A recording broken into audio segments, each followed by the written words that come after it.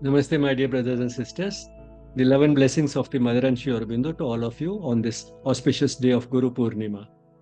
Let's start with the assertion that on the spiritual path, a guru is essential. Although this assertion may be questioned, but let's not question that on the Guru Purnima day. Let's start with the assertion that we do need a guru on the spiritual path.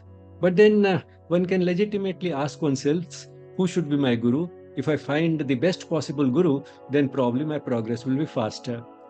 This is exactly the question that many seekers have, and what I'll turn to today is a dialogue between Dilip Kumar Roy, one of the most intellectually developed and spiritually evolved disciples of Sri Aurobindo, and Sri Aurobindo himself. Sri Aurobindo was his guru. But then one day he did ask this question in a very gentle manner, and here is the dialogue which Dilip Kumar Roy has recorded in one of his very well-known books, Among the Great. This book, Among the Great, is about the interactions that Dilip Kumar Roy had with five great persons. Sri Aurobindo, which of course occupies more than half this book, and his interactions also with Mahatma Gandhi, Rabindranath Tagore, Romain Rolland, a French musician, and Bertrand Russell, the British philosopher, who was, by the way, an atheist. So anyway, these were the interactions that he has recorded in this book, Among the Great. And in this occurs this dialogue which Dilip Kumar Roy had with his guru, Sri Aurobindo. So the question that he has put is, what should be one's attitude when one feels oneself held up by certain human limitations of the guru? I don't mean, though, I hasten to add, that the question concerns me vitally, since I reckon myself fortunate in having you for my guru. So, he's adding that sort of to make it clear that he's not looking for a better guru. He has the best possible one. But then there are people who might not be so fortunate. In those cases, to what extent do the human limitations of the guru really matter? And Dilip Kumar Roy goes on to say, but I have friends who are less fortunate, and so I thought it best to put the question to you face to face, if you know what I mean. And Sri Aurobindo smiled indulgently and said, you can be fairly sure I do. Now, this is referring to the last bit of the question. If you know what I mean, and Sri Aurobindo says, you can be fairly sure I do. Now, it's a little ambiguous, but anyway, Sri Aurobindo didn't mind it at all. No, he smiled indulgently and said, you can be fairly sure I do that I know what you mean.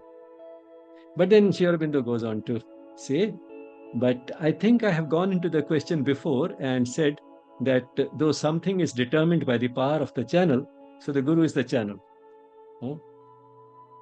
Though something is determined by the power of the channel, that is to say, the guru, much more is determined by that of the recipient, the disciple. So the disciple's receptivity matters far more than the channel, that is the guru. He paused, but Sri Aurobindo paused a little and gave me a half smile as he went on. You see, the modern mind often makes a mental muddle in such questions for the simple reason that in the way of the spirit, the force that works things out does not achieve its results on the lines laid down by mental reason. So, mental reason may apply to a teacher who has to teach, say, mathematics or physics, or a football coach who has to teach certain skills. But that doesn't apply here. But the human mind has this tendency to extrapolate that and ask how important is the quality of the guru. And so Sri Aurobindo is here saying that in the way of the spirit, the force that works things out does not achieve its results on the lines laid down by mental reason. That is why it fails to appreciate. It fails to appreciate means the mental reason fails to appreciate.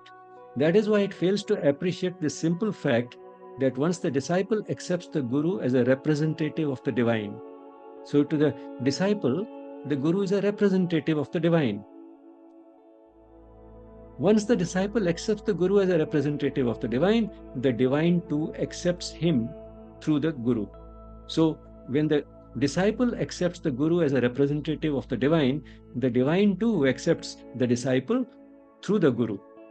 Put differently, when he opens to the guru, he opens to the divine. so that the Guru can, in spite of his human limitations, help him by the simple process of invoking a force that acts through the Guru's personality. So, what is at work is actually the force of the divine. The Guru is a channel, and the Guru invokes that force to work through him on the disciple. A force which is not dwarfed by his human limitations. So, this force, the force of the divine, which is working through the Guru as a channel, is not dwarfed, that it is not in any way diminished in its efficacy, a force which is not dwarfed by his human limitations. So the limitations, the human limitations don't really matter. The human limitations of the Guru do not affect the efficiency or the efficacy of the force of the divine that is working through the Guru. I wrote to you also once, Aurobindo is telling Dilip Kumar Roy, I wrote to you also once, I think, that the Guru's imperfections need be no stumbling block to a disciple who may contact the divine through the Guru even before the Guru himself. So, even before the Guru himself has uh, come into contact with the Guru, he may be able to put the disciple in touch with the Guru. So, what matters in the last analysis is the Guru's spiritual capacity to get him the desired contact and not his human limitations. So, in the final analysis, what matters is the Guru's spiritual capacity to get him, that is, to get the disciple, the desired contact. The desired contact with whom? With the divine, and not his, that is, the Guru's human limitations, because these don't block the way.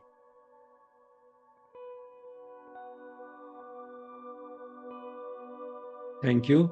And with all the love and prayers for you to develop an unshakable faith in your Guru.